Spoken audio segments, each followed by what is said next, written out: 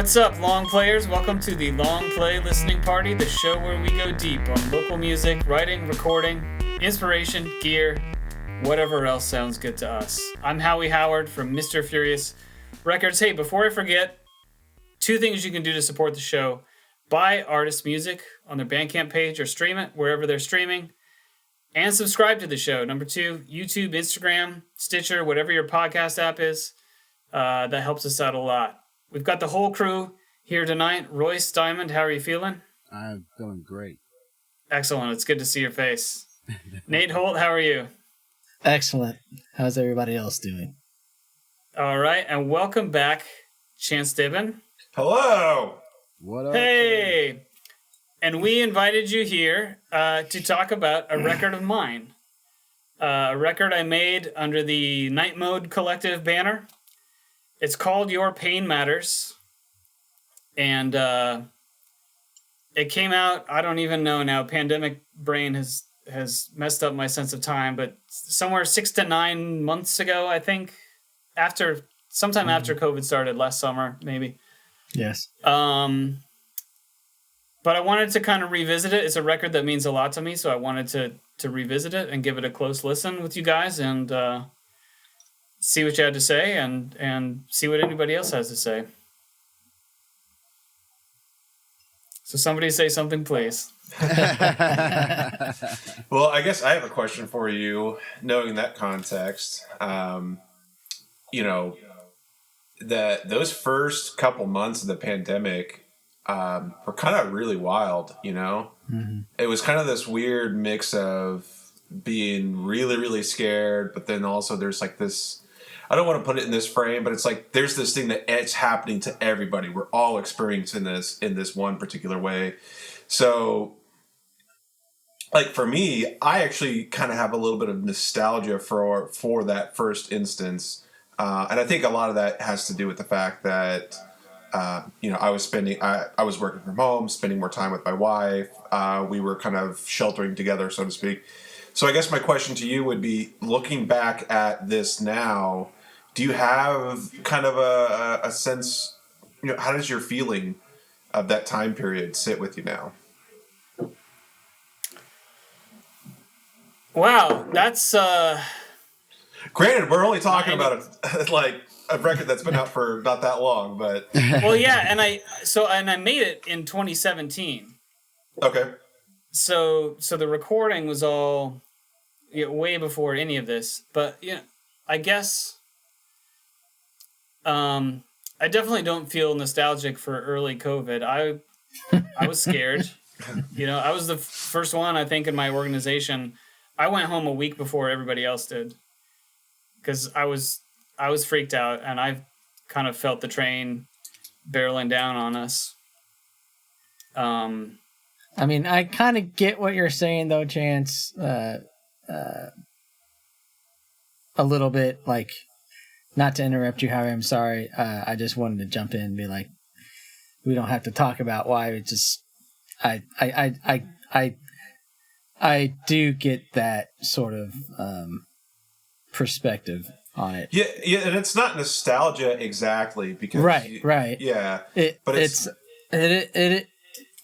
is something that I don't think any of us has gone through before. So it's how everybody processes it is different, and it's I think it's good to talk to people about it.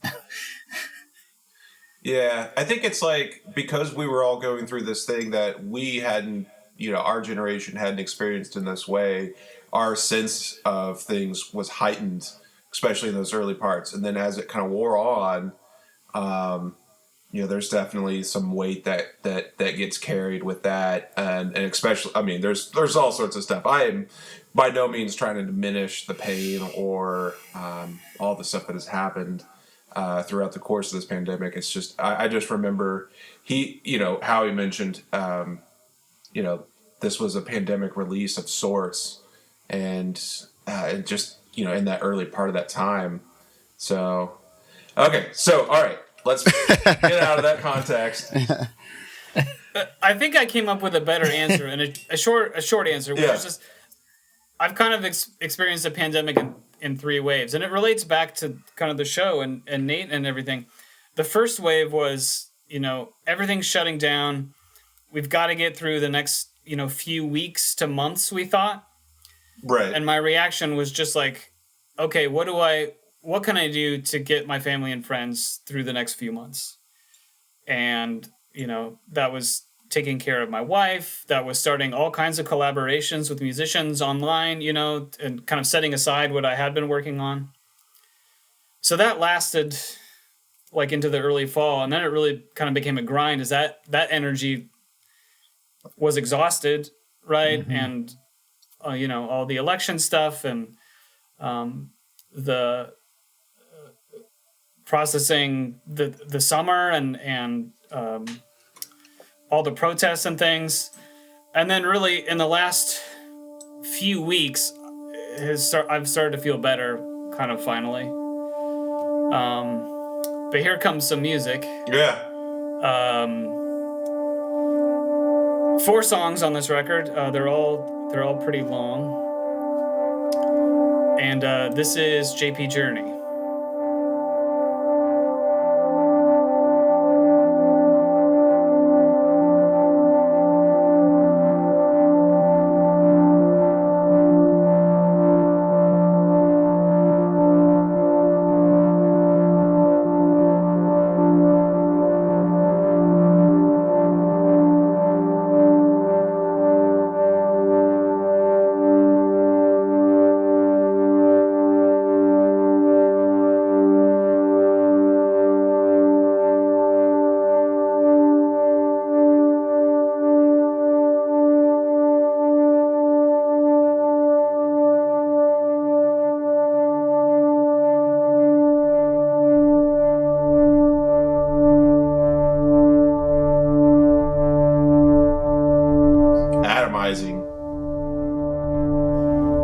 It's a slow build for sure.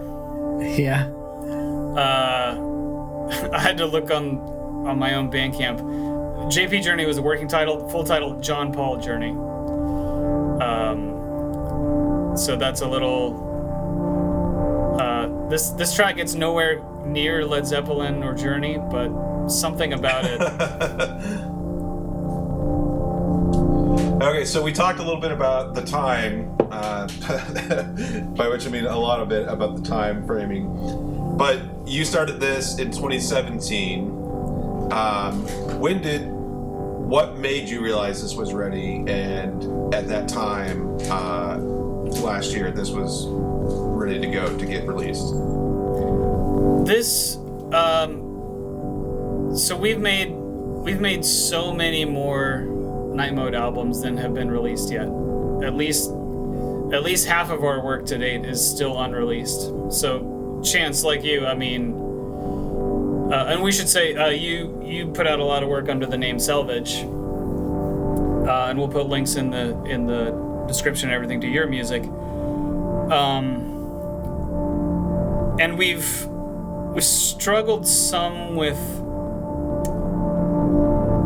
So there's definitely a progression, and there are ideas, that develop release to release. And we've struggled with kind of how important that is to present and to release things in the order they were recorded versus mixing it up. And we started out more true to the idea of keeping the order chronological. We've slowly gone away from that somewhat. So it was kind of the pattern. So Drew started Night Mode, and the pattern of releases has been kind of like a Drew solo, then a Howie solo, then a collaboration. And so this is my second solo Night Mode effort. And so it kind of came around in the rotation, and I think we'll continue to drift farther away from that idea of presenting things in the order they were recorded. But a long way of answering your question, it was in the sequence we'd sort of established it was time for a Howie solo record, and this was the next one in line. Gotcha.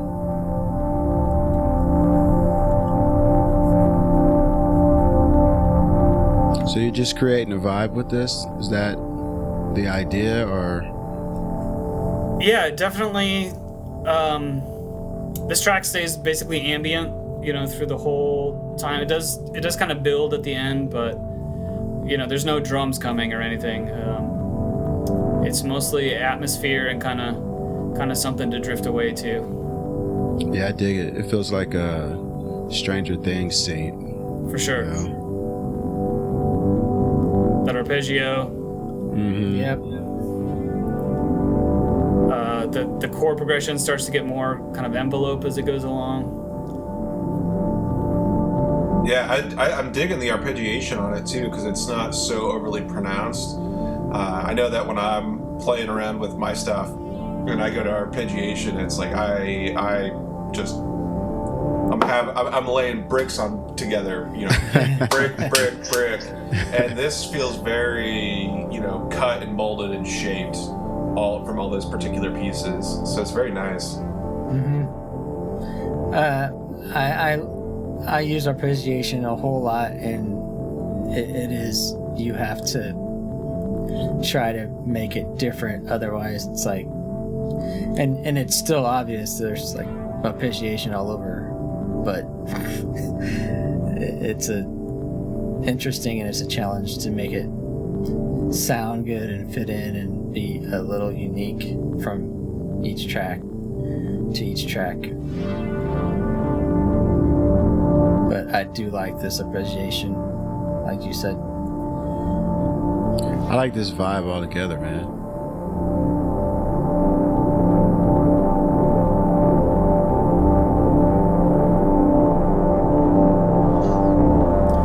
We do a lot without any kind of clock or drums. So I mean, the arpeggio is obviously, it has a tempo to it, but it's not, the chord changes went down first, so they're not matched to each other. There's not really a pulse underneath this. What did you create this in? Using? Was this in what program? I mean, I know you use, what is it, Reason all the time, right? Reaper. This is just 2 tracks into Reaper. Okay. So the chord progressions, an Alesis Micron, which has a whole story to it and is kind of the backbone. The Micron is sort of the backbone of this record, and the arpeggio is a Volca Bass with a lot of. What's the arpeggio? The arpeggio is a Volca Bass synthesizer with a lot of DE7 delay. I kind of feel like that's what's giving it a pulse, and it's not necessarily that it's in time or anything, but it's something that your attention's drawn to, but it's very loose. Yeah, Sure. it's kind of got a smooth grit to it too, if that makes sense. Like Volca Bass should not sound this good. Dude, I used the Volca Bass all over one of my records, man. I mean, for leads, bass parts, it's insane. Well, It's a really put that cool in show little notes. deal. What's Do that, you Royce? still have it? I said you definitely need to put that in the show notes. That Volca Bass. Do you still have it, Howie? Yeah, I still have it. Yeah, man. Those I things still use are it. I awesome. still like it. Yeah, it's fun. Yeah. I like to run it now into just a little distortion to take the edge off the filter resonance and make it like a little more 303. I know it's not a 303 filter or anything, but just to nudge it a little more in that direction. Well, because you can layer like 3 different sequences on top of each other, right? Yeah. Yeah.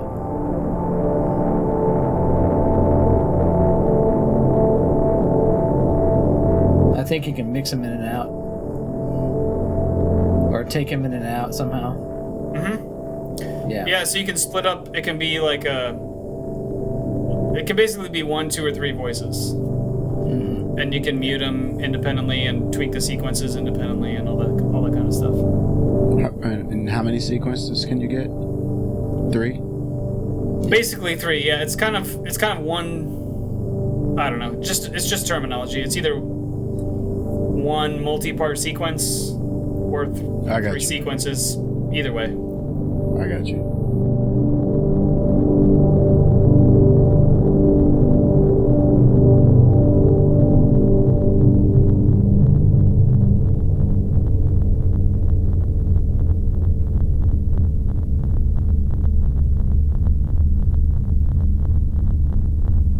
DE7. It's so, maybe I've said it before, but it's so good at just at that edge of oscillation, but it doesn't tip over into crazy noise, but it can sustain, and you can play with it, and love that thing.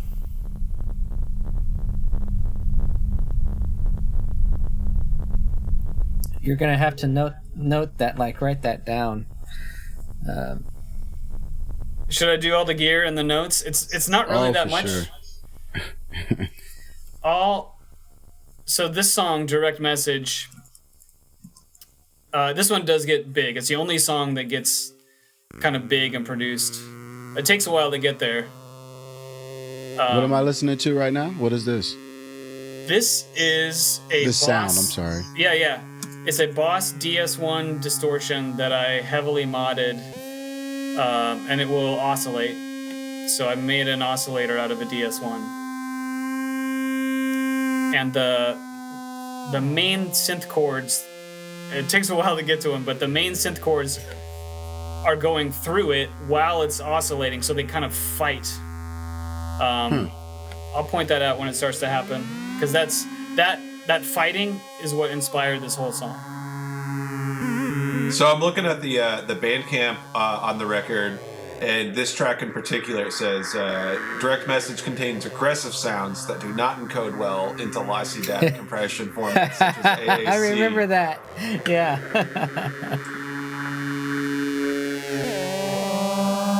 Yeah, I put so the download on Bandcamp includes a version that has an extra filter on this part to tame all that.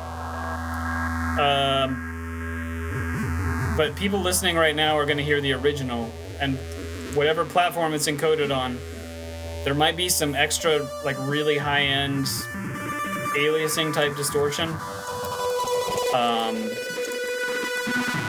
Because this waveform that this DS1 produces is so strange, it just would not encode properly.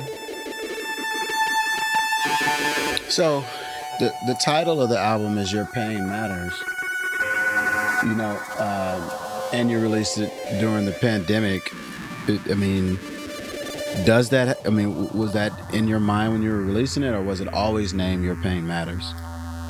It was always named Your Pain Matters. It was the first title the album had.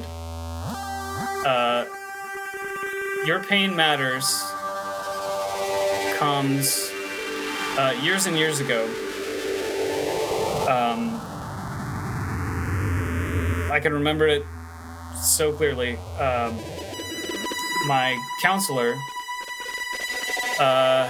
said to me in the back and forth of some different things, you, meaning me, Howie, you are coming closer and closer to the conclusion that your pain matters. And that just him saying that just went straight to the core of me as far as truth, right? And it stuck with me, and I found it so powerful to hear that. I think about it to this day all the time, and I try and put it out there for other people, and that's why the record has this name, right? Is to hopefully, through the record or through other conversations where I use it, you know, I've taken that phrase, and I think it's such a powerful phrase, and I try to find ways that if I feel like someone maybe is discounting their own pain, you know, maybe saying something like, well, like, we're all in this pandemic, but you know, I'm housed, so I shouldn't feel bad about this other, you know, bad thing that's going on in my life. Oh, I hear you. Yeah. And if there's a way to say, you know, that's true, and we have to kind of hold, I think we have to be grateful for whatever resources and privileges we have and try to share them, but also be honest that everybody's pain matters at some point. And I felt like the music kind of, hopefully listening to the music is affirming the way that the phrase "your pain matters" hopefully is affirming.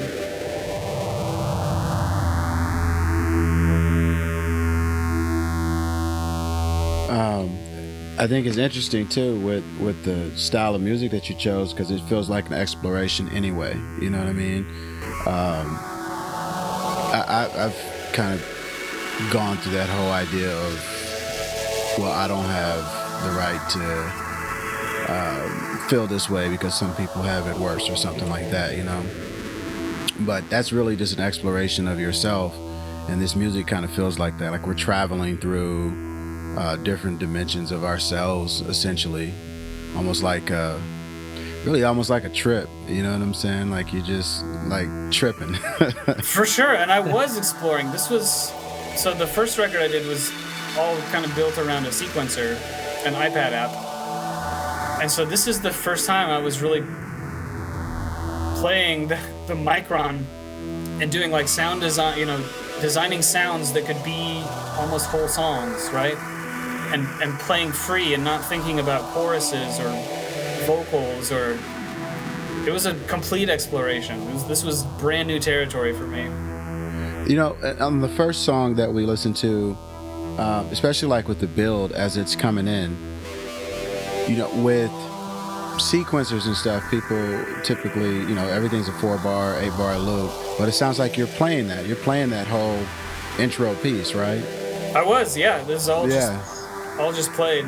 That's got to be therapeutic.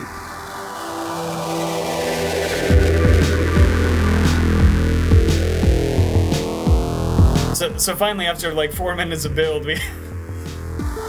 No, man, I love these drums. Feels like an 80s movie. See Eddie Murphy already. That's awesome, because there was the guitar part that's going to come in a little bit. I really tried to do a Martin Gore thing. Nice. Very 80s. I mean, very like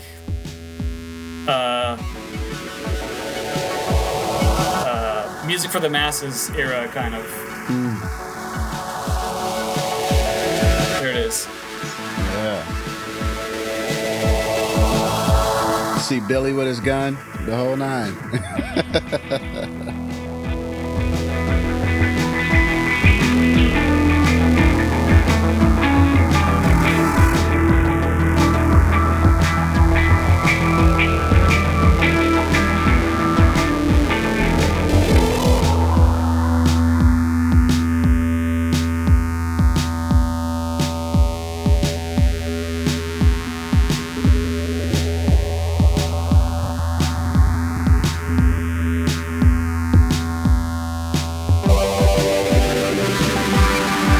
This is like a couple Micron tracks. The drums are samples of drum machine, like 909 kick, I think.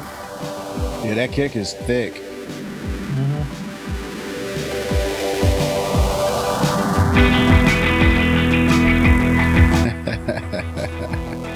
Yeah, I'm grooving on it, man. Good. I was checking it out, listening to the record all week, and this one definitely catches you. If you get to it, I hope you get to it. Well, that guitar is great. It's the delay that kind of almost oscillates. That's a modded Akai analog delay. I put a second feedback knob on a foot switch so I could like express, you know what I'm saying.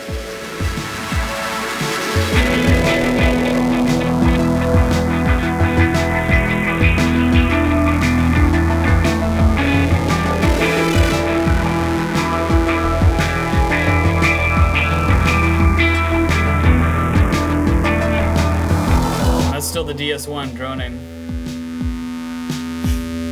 And this is all like a 2-track into Reaper? Well, this one was more multi-tracked. So How'd this one go? The 2 microns, the drum samples, the guitar, the bridge that's coming up has a different guitar part, and some Volca Bass.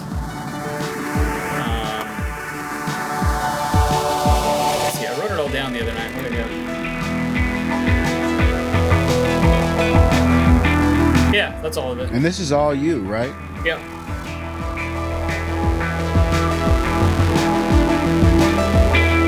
What do you think you started with first on this?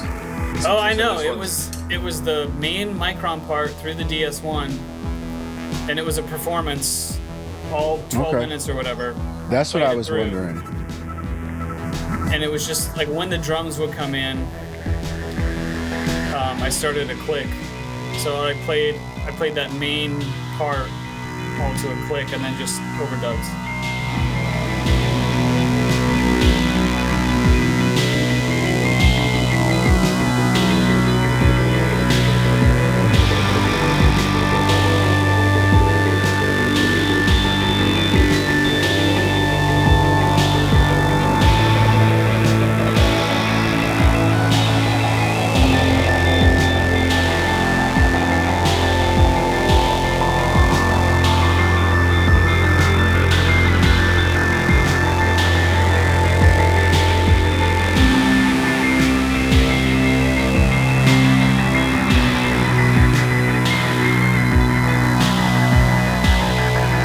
Super good use of the stereo space on this too. Oh, thank you.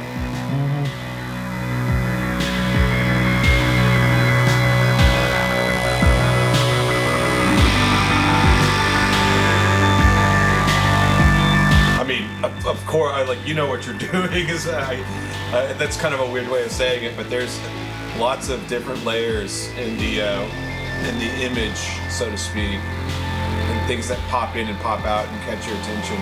Very, Good. very cool. Good.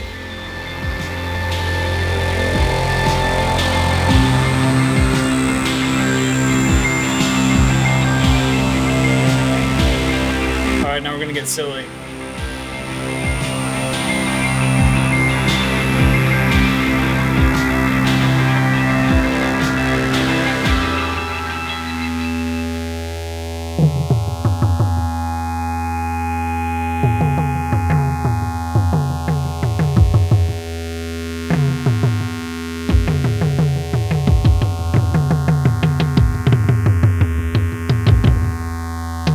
How were these played?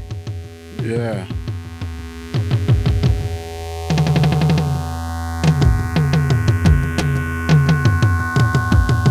I sat at the, so I'm a drummer, first and foremost. Yeah. But what I did is I sat at the computer desk with my fingers and like play a little bit and then program, it'd be like a bar at a time, right? Or a phrase kind of at a time. I come up with the first phrase by tapping, program it in. Okay. Oh, so you just wrote them in like that. Yep. But I came up with the ideas with my hands. Very nice. Right. But yeah. Interesting, man.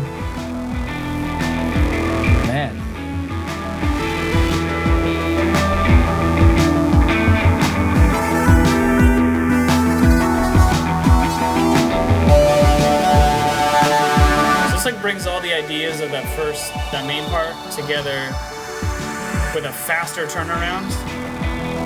And there's a new lead that this one. I love that shit, There's man. a new You little don't hook understand. in there. It's tighter. So hopefully it's like a more concentrated version of that big long second section.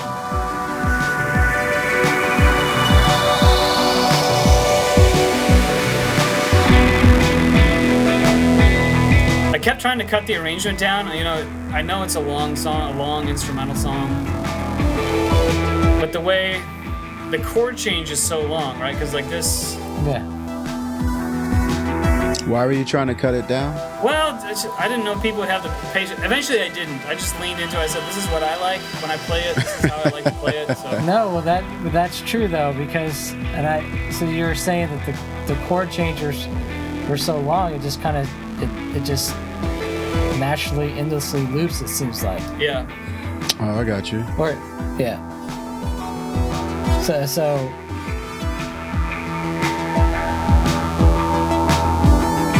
I get it, man. I get it. I'm happy with it, and if it's too much for anybody, I totally understand. No, I haven't gotten bored at all. Well, that's good because we're about to tear it down.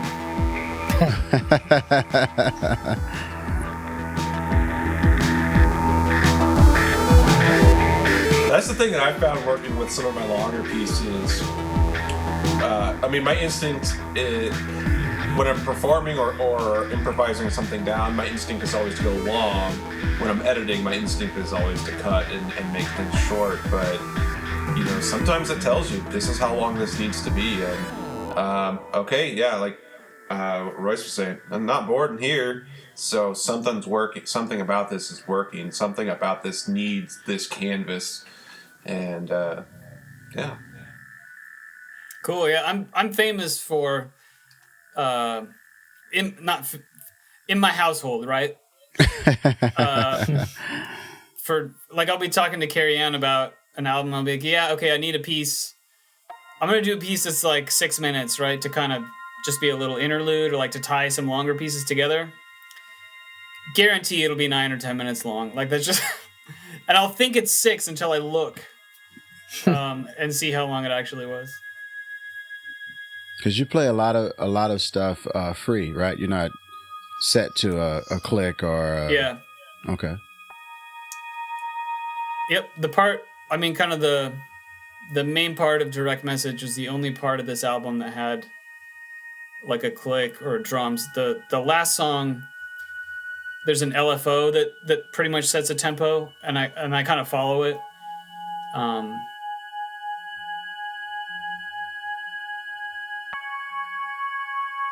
So I'm just going to go ahead and explain this one. This is I played this on Aaron Osborne's Juno that's been with Drew for quite a few years now. And I got fascinated by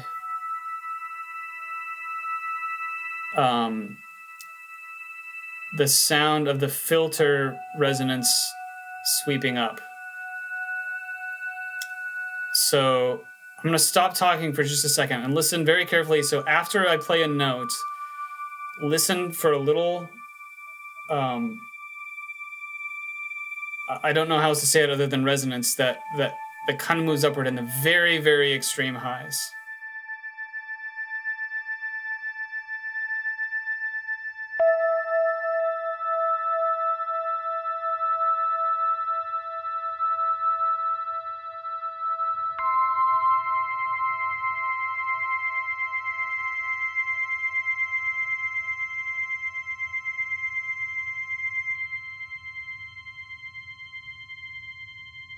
And I just thought that sound was so fascinating. This one was very academic. I composed a series of intervals that just repeat all the way down the keyboard. And they're in perfect fourths. And so that's where the title comes from, Fourth Harvest. And it's a 9-note sequence of fourths that works like around the circle of fourths and just descends down the whole keyboard. And I had to, just to make it longer, the Juno does have an octave or 2 octave maybe, I forget. I only ever played it the once, but it has, Nate, you probably know.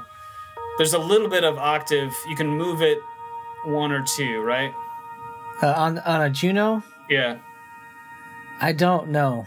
I've never had an actual Juno. Okay.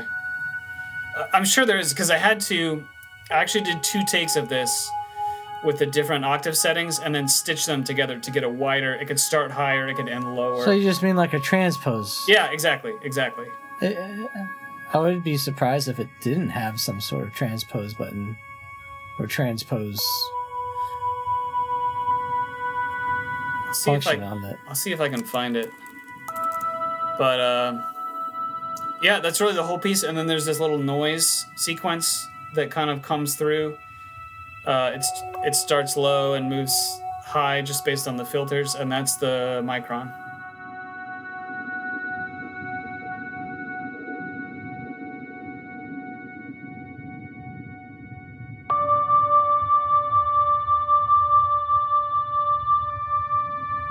You're just kind of letting the music take you wherever it goes as you were creating this?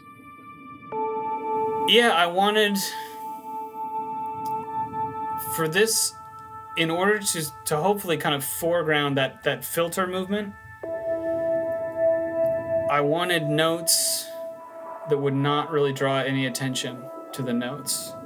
So I wanted notes that would be like a sculpture almost.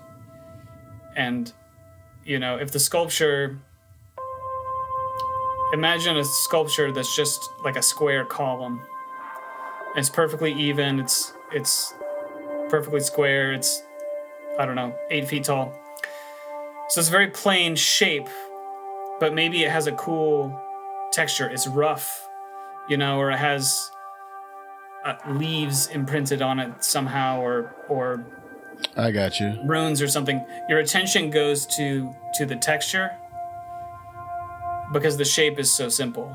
So the notes are the shape, and that filter movement is the texture. That's really dope, Howie. This one's heady.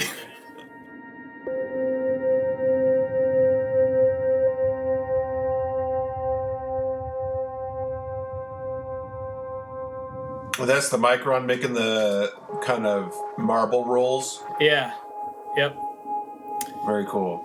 The Micron. I actually love the Micron. This is a perfect time to talk about the Micron because the song is so. Once you get it, kind of. So I bought the Micron. I moved to Kansas City in the summer of 2005 and spent the first 6 months kind of getting oriented to my job and to the city, and I didn't really know anyone. And in February of 2006, I started looking at Craigslist ads for bands to join. And I wasn't planning on it. I was thinking drums, or guitar maybe. But I found an ad for a band that needed a keyboard player. And I liked their songs on their MySpace. Wow. So that's going back. Yeah. So I learned them. I learned their songs. I borrowed a keyboard, which is like a Casio, just like a toy almost. And I went and auditioned, and the bridge of one of the songs was in 7/8. And I learned that, and I could play it. So I showed up at the audition, I played the bridge in 7/8, and they were like, "You're in."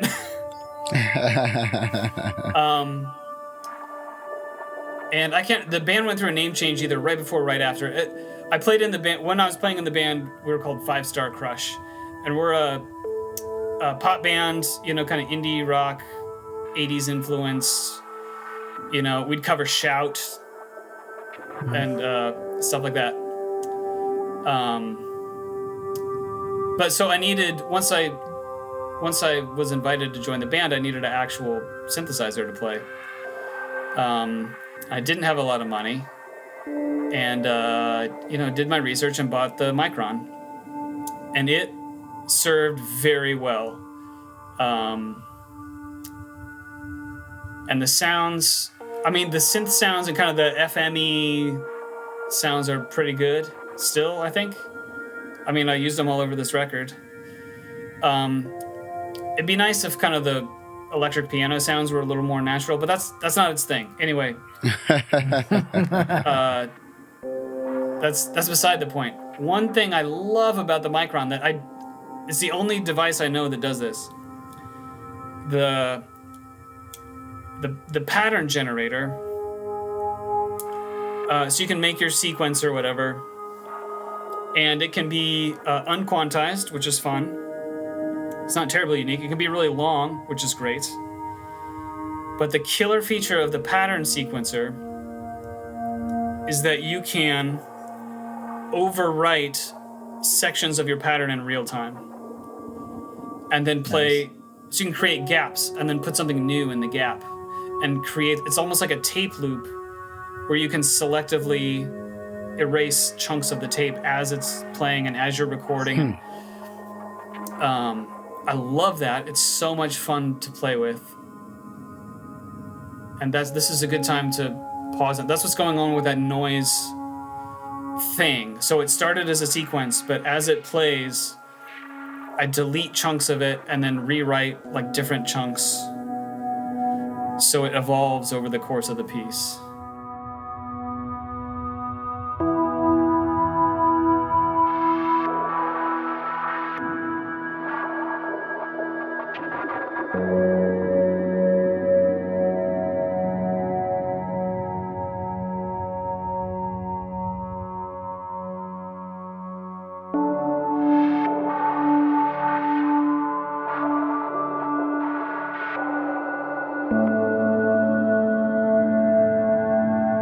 What did you say the noise was? Yeah, it's just the noise, like oscillator, and then the filter on it is key tracked. So I'm kind of bouncing over the keyboard and just improvising little semi-melodies, little phrases.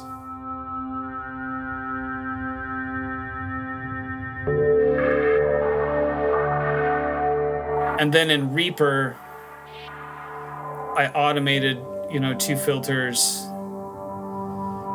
basically a bandpass that, starts low and open and then kind of sweeps through the mids. And as the song ends, the cutoff just keeps going higher and higher, to remove the sound, remove the pattern, the noise pattern from the output. So it sort of disappears. They cross, right? So the Juno's going lower and lower. And the noise frequencies are going higher and higher, and they crisscross.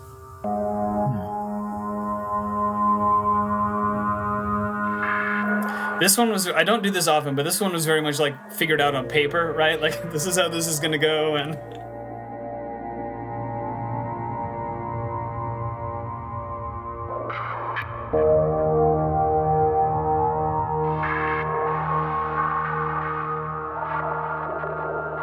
But it all started with that filter. You can hear it really great now. It's in the right range. You can just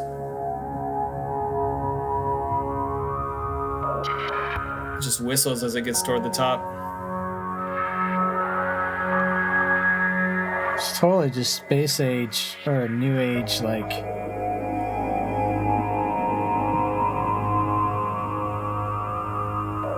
I don't know. You want to do some yoga?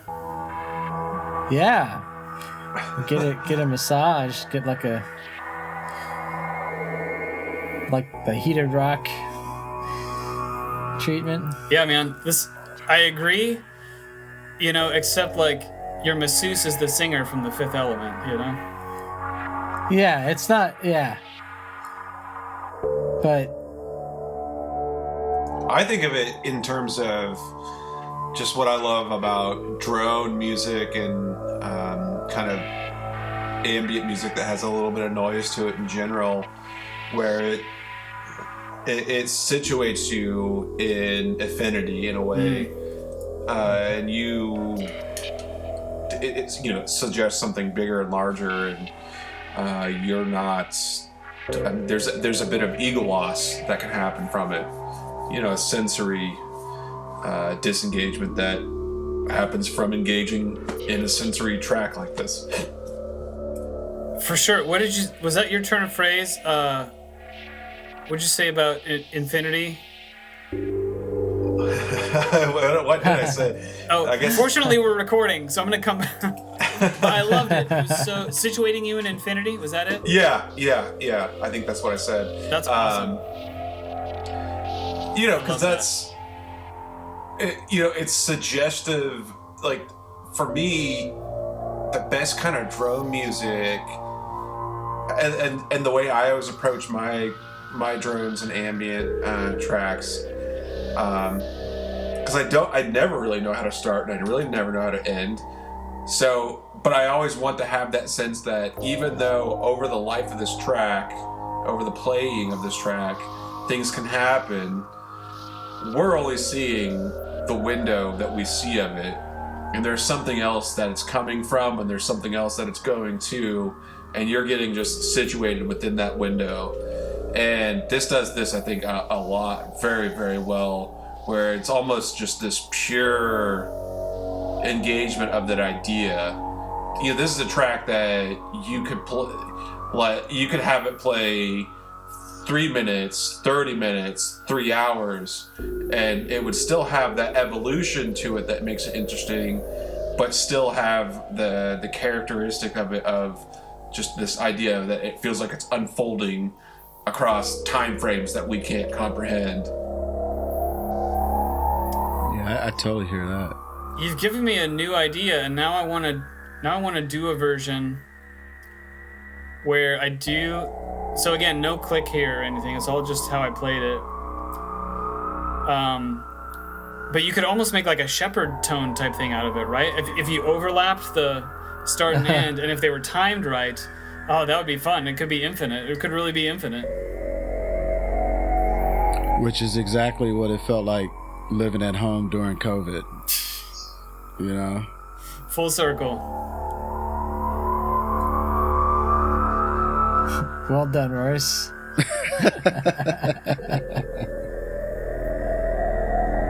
But there is that vibe there. They're just kind of like. It just COVID keeps going. Just kind of started to feel like Groundhog's Day, like every day felt the same. It didn't matter if it was Saturday or Sunday. It's like, danger, Will Robinson, you're lost in space, you know what I mean? And that's what this kind of feels like to me. But in a pleasant way, like I've accepted it. I'm out here in space and it's cold and I'm all alone for as long as it's gonna take.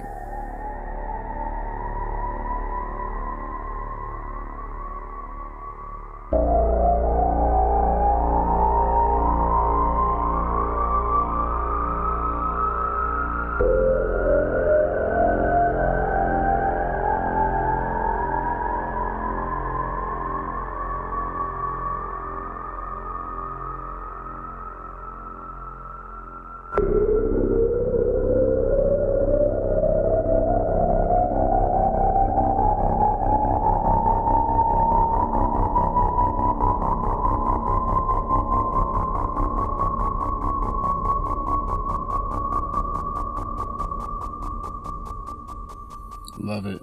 And now for something completely different.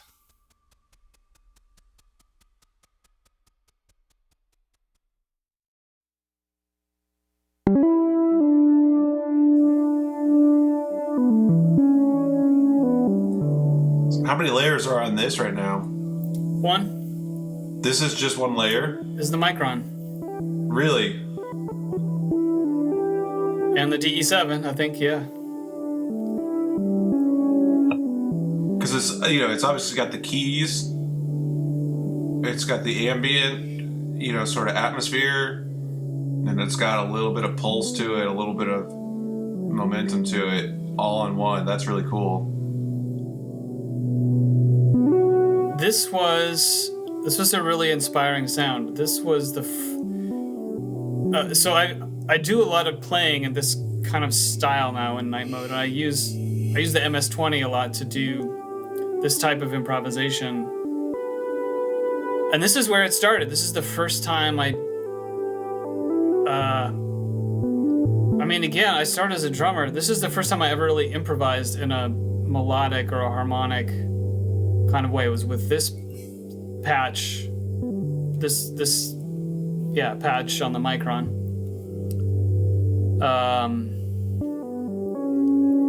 And it was, it's very directly inspired, as the title indicates, by Klaus Schulze, whose music I had just discovered, not long before this.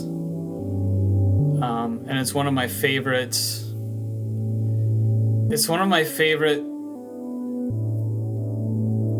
things to put on a night mode record, because I just feel like there's not a lot of this type of playing, like really playing in a keyboard kind of sense. And I'm no great keyboardist by any means, but making, like Royce was saying about exploration, right? This was a totally new, this is literally the first time I improvised a melody and recorded it. Not like the first take. Sounds good to me. I practiced plenty before I hit record, but this was the sound. Sure, but this was the sound that did it, and I think it's in kind of the ambient experimental, scene these days. I guess I wish I heard more of this type of playing, because I really do like it. I'd much prefer to play lots of parts kind of through to the end, or if you're just kind of improvising, 20 to 30 minute improvisation, I prefer to find something I can take out of there, as opposed to just looping like a 2 or 4 bar phrase. Yeah. Like, even if it's not perfect, it's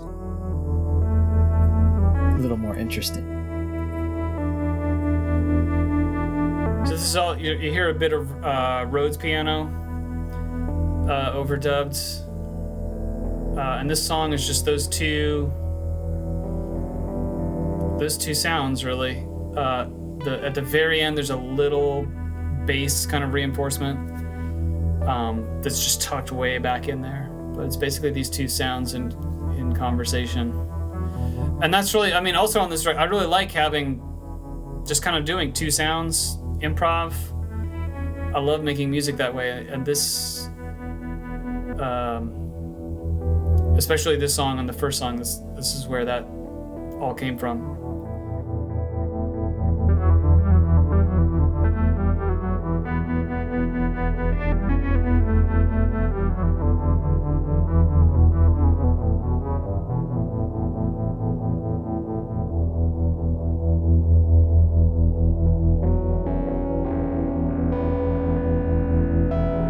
Dig that Rhodes sound.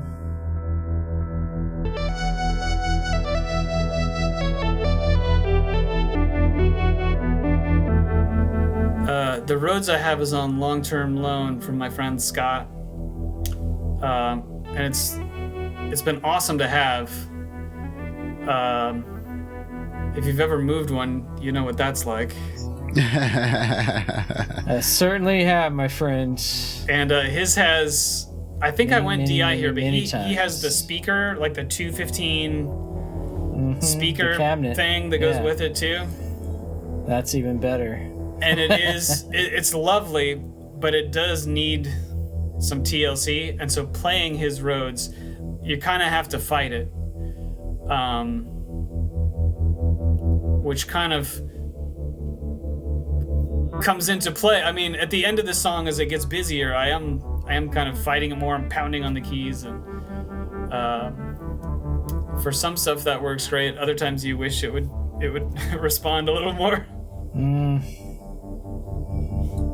Unless it's been, very meticulously cared for, it's hard to keep it 100%, consistent across the whole keyboard. It's just, that's why it's a Rhodes. But sometimes you want to have this note is going to be in tune right on each octave.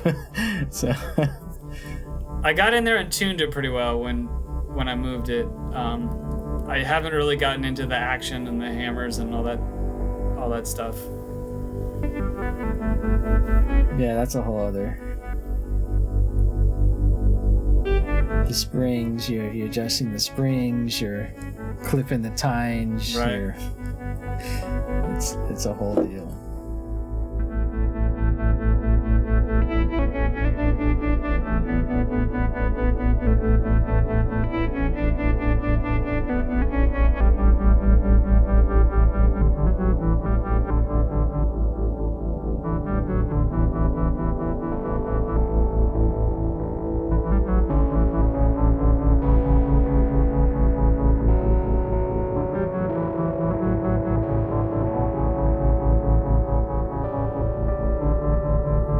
I do have a question that's a little off topic.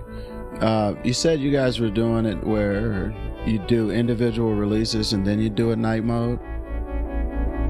Why were you doing it that way? Why was that the formula? Well, that's kind of how the first 3 records were recorded. So the short story of night mode, my friend Drew, Dark Satellites, started night mode. And he started night mode when Aaron Osborne, who I mentioned earlier, who has a huge synth collection, Aaron needed the floors redone in his house, so he needed a place to put the synths for a while he got his floors done. And Drew had space in the basement, so he moved all the synths to Drew's, got his floors redone, and really hasn't come back for them ever. Really? Which is amazing, and he can have anything back, of course, whenever he wants. But so Drew, the guitarist, who taught himself drums and taught himself to sing and write songs, all of a sudden he's surrounded by all this like vintage, a Juno and an old MS-20 and this cool old Roland thing and some Oberheim thing. Just a crazy synth collection. So he starts fooling around. He puts his family to bed at night and goes downstairs to the, his Pro Tools rig is kind of dedicated to our rock band stuff. So he's got a little 4-track machine, and he starts fiddling around with synthesizers on the 4-track without any real plan to even release anything or whatever. And he sort of accidentally made the first night mode record, which is called Other. And when I saw how much fun he was having, I was like, well, I gotta try this synthesizer stuff too. So I didn't buy anything. I mostly started fooling around with this iPad app. What was it called? I still have it. It was a sample sequencer, and you could load your own samples in, which was fun. And it was the interface was really interesting. It was 16 concentric circles. And you could drag these dots around, you could assign them probability, and so it very easily went into kind of like generative. It wasn't like 4 bars to a grid type sequencing. It was very different, and a lot of fun. So I kind of made a record around that. I called it Dirac Spike, put that out. And then we thought, well, it sure be fun to kind of play a show to promote this stuff. And so we looped in our synth friend Damon Marr, who's an old Lawrence guy, and kind of figured out a way to perform. We weren't doing any of the tracks. It was like new improvisations. And we recorded our practice sessions, and so that became Load Transcendence. Okay, so now we've got 3 records out, a Drew solo, a Howie solo, and a collaboration. And it's kind of like, okay, so this works, this is fun, we're all liking all the different aspects of this. So we all just keep working. Drew works on another record, I'm working on this record that we're listening to now.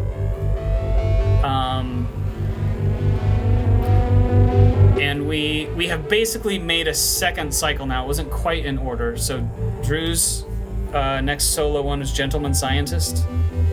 Fantastic. And then we released our live set called Capsule a year ago. And that was just me and Drew. So that was like the collaboration got a little out of order, and then Your Pay Matters is out now. But in the meantime, I've made like 6 or 8 night mode solo night mode records. We have multiple collaborations done. Drew's made 2 Dark Satellites. There's another Dark Satellites record coming now, so he's made 2 Lockdown Dark Satellites. Nice. So he's been plenty busy, but it hasn't been on solo night mode stuff. So our choice now is to kind of either break the cycle or put stuff off for like even longer. And it gets more complicated than that, and I've talked way too much about it anyway, and no one cares, right? It's just put it out. Just put it out. So I don't know exactly where we're going, but we have about 5 albums coming out in pretty quick succession here, and they're not all. One of them is from a new member. Details to follow, I guess. Another one is a collaboration, kind of like what I did with Nate. I did another online collaboration through the pandemic that's almost finished, so that'll be coming out soon. We've got 2 other live sets that Drew and I did that aren't out. I've talked way too much. Let's listen to a little bit of this, because I do like this this chord progression and this kind of phrase. So let's let this song play out quick.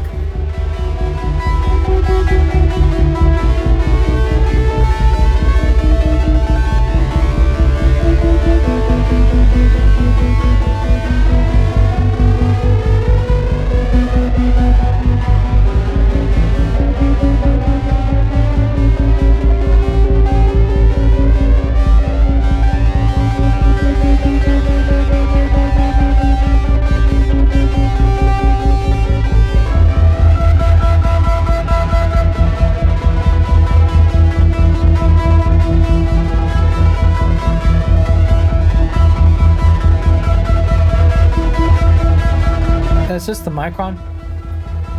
Yeah, and I called it too late to hear the actual chord progression. It would have been playing. It just repeats and builds up and stuff. But yeah, so the Micron is kind of like almost 2 voices here, because it's the bass, and then the filter resonance is that higher note, and it's in tune. Yeah. And then the Rhodes is pounding away in the center with distortion and like phase or flange or something on it. Yeah. Okay. That's what almost feels. It almost feels like a heavy bass, or kind of with a drum or something. That's the Rhodes. Wow. The heavy bass is the Micron. Okay. And just the chop of that LFO. Yeah, that gritty kind of middle. I don't want to say guitarish, but it is sort of. Kind of, yeah. Yeah. I'm sorry I talked so much about the night mode like release order and everything. That's the documentarian in me coming out. That just I love knowing like when stuff was recorded and what order it was done in, and the story, the development of an artist. You know, and not just me, but you know, Corey from the other week, or you know, Nate, the stuff that you're doing, and how, you know, from Work Hours to like the singles you're doing now. And I love tracking the changes in what an artist does, and I love the discography, right? And I love listening for how ideas recombine and like recontextualize, and how different people, it's a personality thing too, right? So like my night mode thing is like very evolutionary, and I kind of, it starts to become more clear from this point, what we just listened to forward, it becomes very kind of a step-by-step progression, right? Where Chance, on the other hand, I mean, SELVEDGE, you do an ambient record, and then there's a noise record, and then there's something that's got rhythm to it, and then there's something that's with till, you know, and it's this awesome explosion of all these different ideas. And then maybe like 5 records later, you circle back and like, oh, it's another ambient one. Yeah. And so much has happened since we heard you do that last, you know? Yeah, for me, I trying to stay steady busy, you know. But I think what was interesting about what you were talking about with the history of night mode, the idea of it essentially being a two-man collective, I guess a third TBD, right? That's super interesting, and it provides for such flexibility, but also this kind of consistency of voice. It gives you a container to contain those sort of expressions and evolutions. To me, that's extremely cool and extremely interesting. It's been a lot of fun, and I'm really grateful to Drew. I mean, I remember asking him. So he made Other, and I was starting to fool around with my own stuff, and I was like, "Listen, am I going to need a band name, or like, can I elbow in on this, or how do you want to do this?"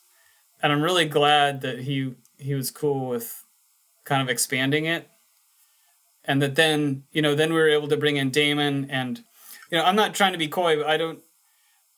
But so my dad made a night mode record. Wow. For Father's Day last summer to help keep him entertained in the pandemic. And I write the long version of the story in the liner notes to the record, which isn't quite out yet and doesn't have a title.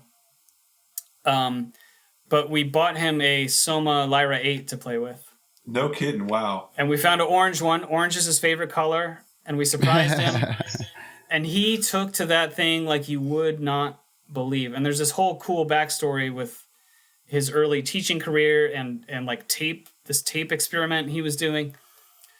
But anyway, I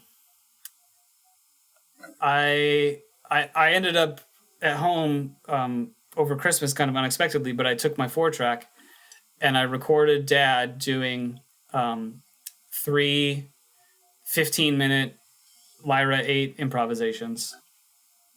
Nice. And they're really good. So that'll be coming out soon. Nice. Under the Night Mode banner, which is a blast for both of us. I bet. Yeah. Well, I don't know. Should I wrap up my own show? I'm not. This is new territory for the long play. Well, is there anything else about the record? I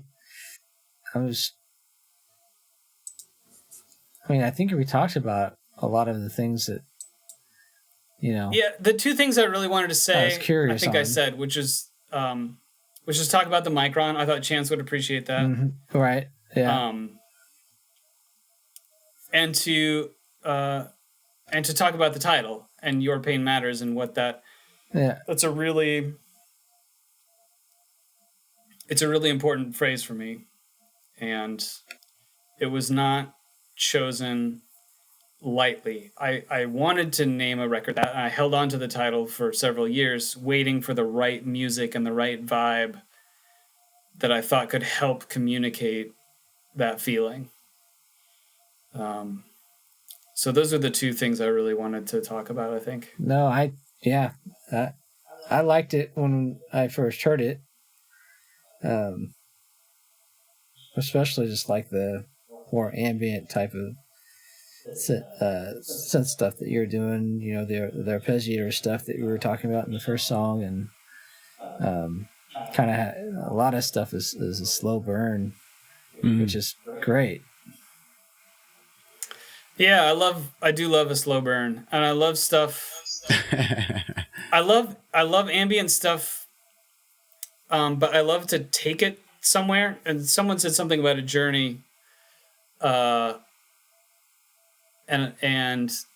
that makes me really happy that that's coming through, because it's easy to crank up a synth and put on an LFO or something and let it drone. And I love doing that. I mean, I'm not against that by any means, but I like to try and challenge myself to do pieces where from start to end you are taken on a journey. You end up in a very different place than when you started, and you don't necessarily notice the shift when it happens. It's gentle enough that it keeps you in the vibe, and it keeps you in that infinite space or that egoless space. And and still manages the journey. So that's kind of the challenge I put out for myself on a lot of this type of pieces. Cool. Well, you can find it all at nightmode.bandcamp.com. We put a lot of it on streaming. Not everything is on streaming, but this one is. So you can listen to Your Pain Matters on Apple Music or Spotify or wherever you like to listen to music. And we'll put all the links to everybody, including Chance's excellent Selvege project. Chance, let's take just a minute. I mean, you've got a lot of stuff coming up. Sure. Quickly give us the Selvege update. So the next Selvege record is coming out April 23rd on Wormhole World. It's a UK label. I did my third record with them, Don't Sweat Infinity. That was kind of more of a space ambient record, and this one's a little bit kind of closer to the ground, so to speak. It's really excited to get it out because it's been kind of kicking around for a while. So I don't know that they have put together links out for it yet. I do know that what they do is they'll have bundles, kind of pre-release bundles where they'll bundle 2 or 3 CDs together and then sell those as kind of a tease. So that's been out for a bit, but I think the official details should be coming here soon. But beyond that, I'm always got my finger to the grindstone, by which I mean my pitch wheel. You were tweeting the other night about some sensual drones, I think. Yes. I got so I don't know how you go once you finish something, but there's kind of like this joy and then this deflation that happens, right? Because you're like, oh, well, what do I do now? So that happens to me a lot once I finish something, and then so I immediately start something else, and that's the thing I've been working on is some things with a little bit more sensualness to it. For me, at least, that might be more tongue-in-cheek than anything, but we'll see if anything comes out of that. Very cool. Nice. And Nate, you're gonna have a single again next month? Yeah, it's something will be coming out on Tuesday or Wednesday next week. Okay. The one for this month, yeah. And then after that, I think, man, there's going to be at least 2 or 3 that are just waiting waiting for the month to get here.